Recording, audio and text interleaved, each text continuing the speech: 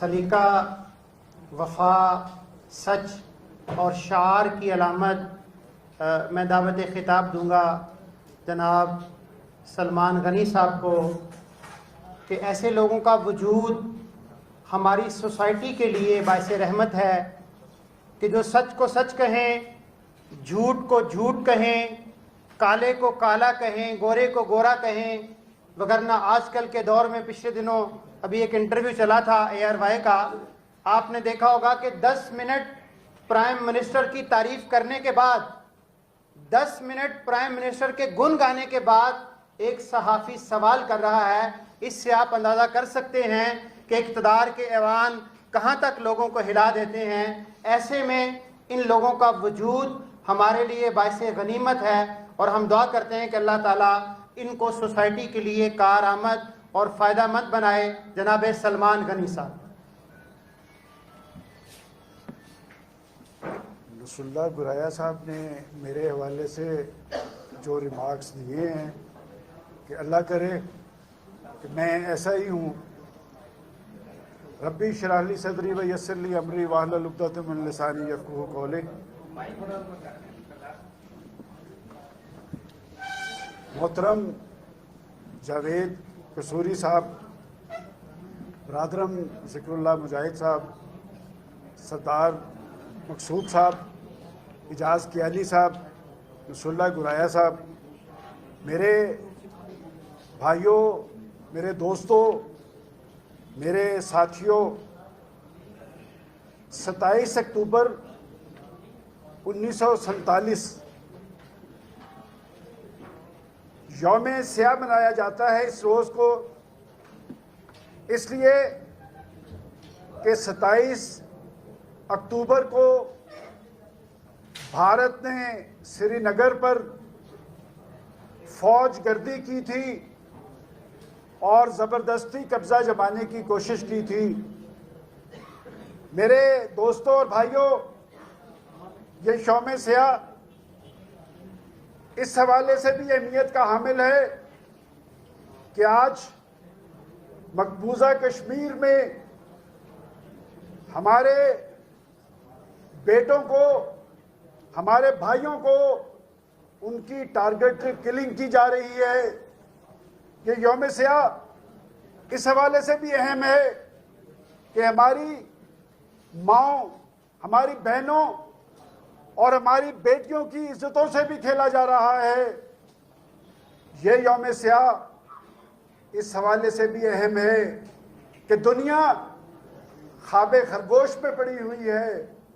یہ اس حوالے سے بھی اہم ہے کہ جن کی ریزولیشنز کی ہم بات کرتے ہیں، اقوام متحدہ کی ریزولیشنز کی، وہ اقوام متحدہ امریکہ کی باندی کا رول ادا کر رہی ہے۔ وہ مشرقی تیمور میں، وہ سوڈان میں، وہ ایریٹریا میں وہاں کے عوام کو اپنے مستقبل کے تعین کا حق دیتی ہے، لیکن فلسطین اور کشمیریوں کو یہ حق نہیں ملتا، اس لیے کہ امریکہ کا اشارہ نہیں ہوتا، اور جب تک امریکہ کا اشارہ نہیں ہوتا اس وقت تک اقوام متحدہ حرکت میں نہیں آتی۔ میرے دوستوں، میرے بھائیوں، ابھی برادرم ذکر اللہ مجاہد صاحب نے قوم کی بات کی کہ قوم کو کھڑے ہونا چاہیے۔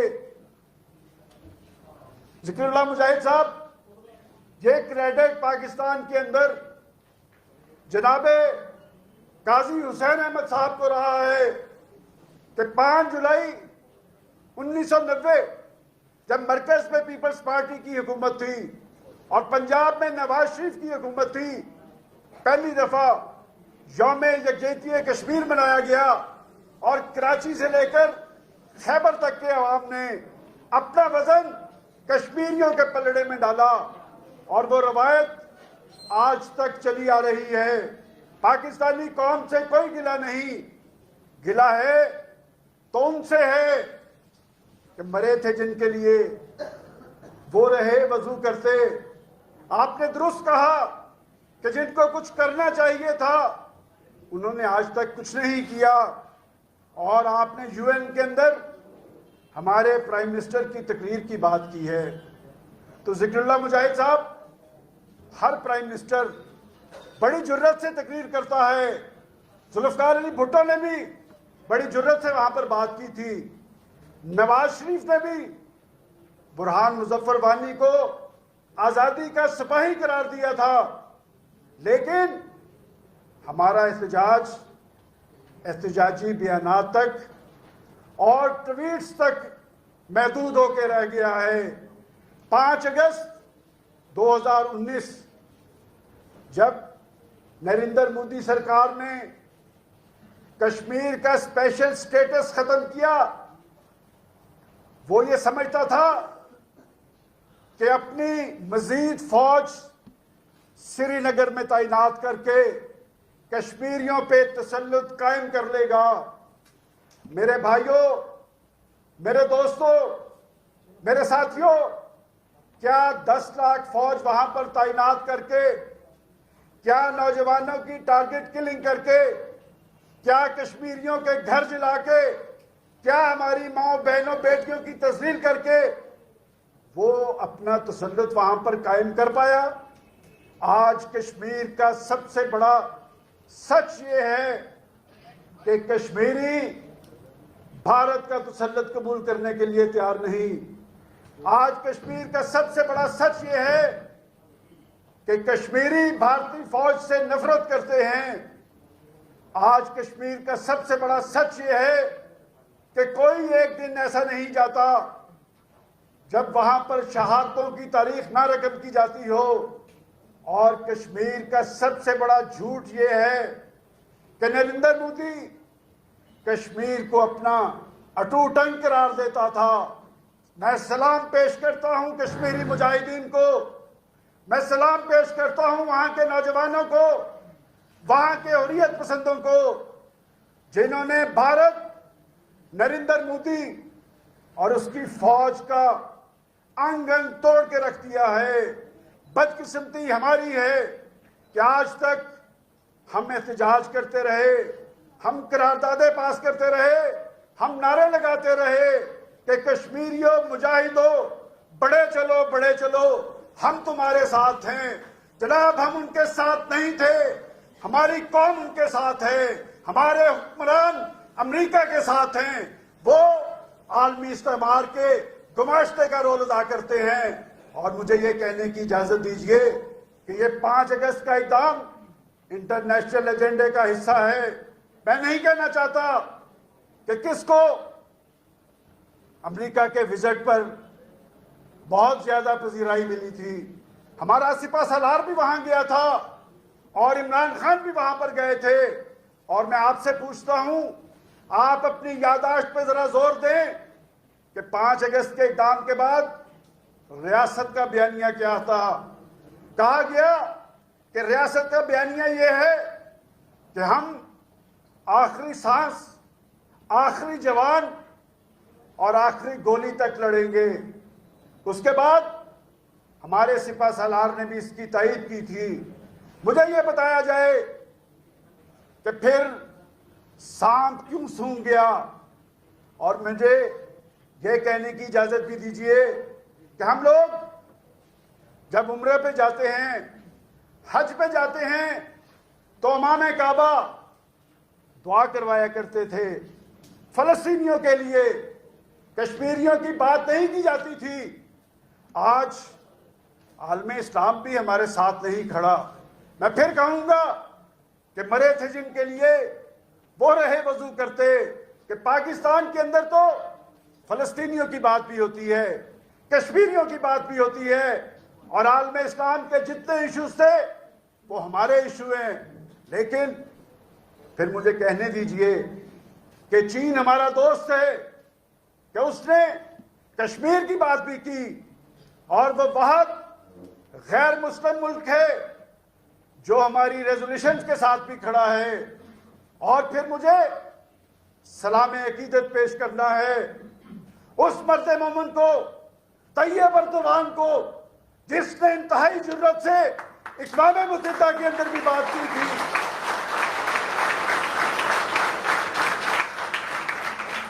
آج بھی ہم مجبور ہیں اسی طیب اردگان کی طرف دیکھنے پر جب میرے آقا اور میرے قائد ان کے حوالے سے خاکے سامنے آتے ہیں تو ہمارے ایوان کے اندر مچھلی منڈی بنی پیش ہوتی نظر آتی ہے.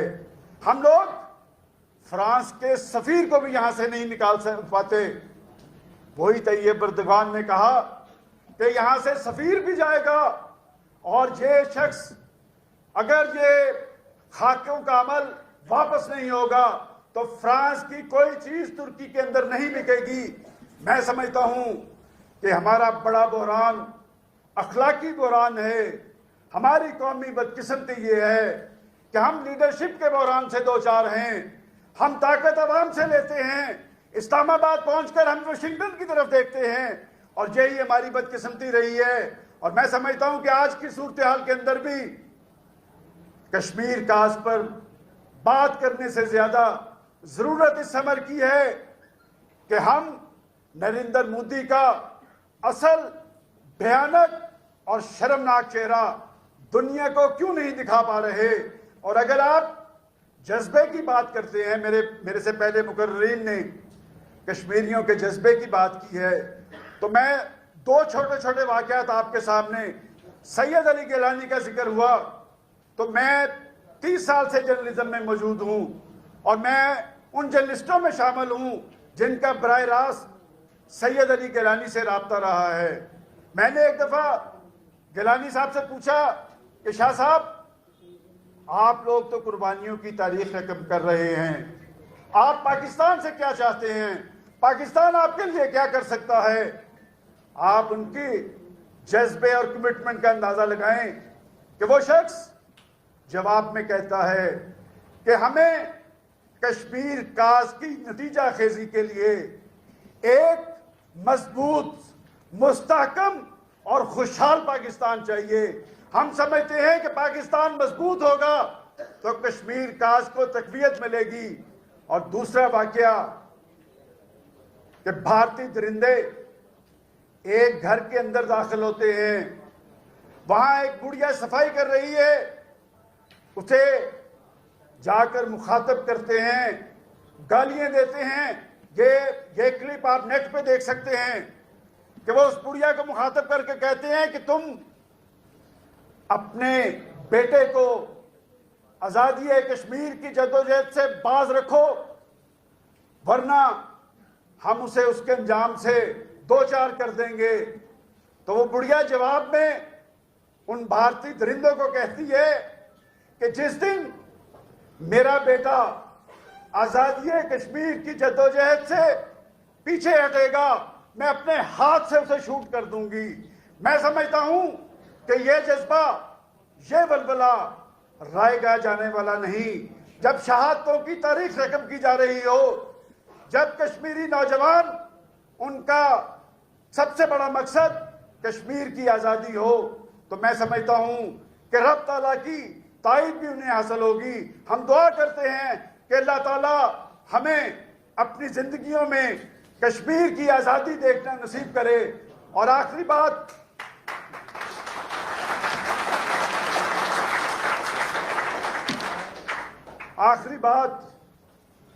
میں یہ کہنا چاہتا ہوں کہ ہم نے کشمیر کی بات کی, لیکن ہمیں کچھ بات پاکستان کی بھی کرنی چاہیے کہ ہم نیوکلیئر پاکستان ہیں, ہم ایٹمی پاکستان ہیں. ہمارے ہاں بھوک ہے, ننگ ہے, غربت ہے, اندھیرے ہیں. اتنا بڑا تضاد کیوں ہے؟ اور یہی وجہ ہے کہ ہمارا دشمن منہ کھول کے کھڑا ہے. آج کے اخبارات میں آپ دیکھیں کہ بھارت کا قومی سلامتی کا مشیر یہ کہتا نظر آ رہا ہے کہ ہم اپنے دشمن کو اپنی سرزمین پر بھی اور اس کی سرزمین پر بھی شکست دیں گے. اور آج پشاور کے اندر ایک مدرسے پر دہشت گردی کا واقعہ ہوتا ہے. ہمارے 7-8 بچے ماؤں کے لخت جگر وہ دہشت گردی کی نظر ہو جاتے ہیں. ہمارا دشمن منہ کھول کے کھڑا ہے اور بدقسمتی یہ ہے کہ پاکستان کے اندر ایک دوسرے کو غداری کے سرٹیفکیٹ تقسیم کیے جا رہے ہیں، ایک دوسرے کو دشمن کا ایجنٹ قرار دیا جا رہا ہے۔ میں رب کعبہ کی قسم کھا کے کہتا ہوں کہ دشمن کا ایجنڈا یہی ہے۔ اور میں حوالہ دوں گا جنرل حمید گل صاحب کا، وہ کہا کرتے تھے کہ امریکہ کا اصل ایجنڈا یہ ہے کہ پاکستانی قوم اور فوج کو لڑوایا جائے۔ جب پاکستانی قوم اور فوج لڑے گی تو پاکستان کا ایٹمی پروگرام بھی چھیننا آسان ہوگا اور پاکستان کو اس کے انجام پر پہنچایا جائے گا۔ آج یہ ساری کیفیت ایک منظم سلسلے کی کڑی ہے، پاکستانی قوم کو منتشر کیا جا رہا ہے۔ میں سمجھتا ہوں کہ پاکستان کے اہل سیاست نوشتہ دیوار پڑھیں، اپنے اندر اتحاد اور یکجہتی قائم کریں، انتشار اور خلفشار کا سلسلہ بند کریں، ورنہ تمہاری داستان تک بھی نہ ہوگی داستانوں میں۔